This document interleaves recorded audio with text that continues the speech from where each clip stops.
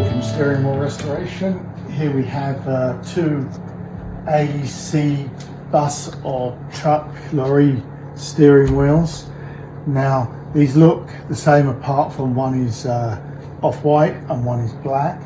But this one has got a tapered hole and keyway, and this one has got a spline 7/16 of an inch by 48 teeth spline.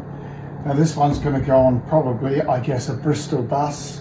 This one may be an AEC Reliance bus, but they did fit these AEC wheels on both Bristol and obviously AEC vehicles, and you do come across them on others.